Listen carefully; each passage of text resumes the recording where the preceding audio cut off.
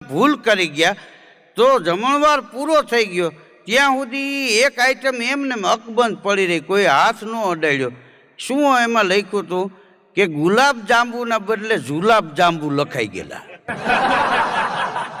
હા, હમણાં બે પતિ પત્ની વાતો કરતા હતા, છોકરા ફળિયામાં રમતા હતા અને ધૂળ્યું ઉડાડે, વેંડીએ ચડી જાય.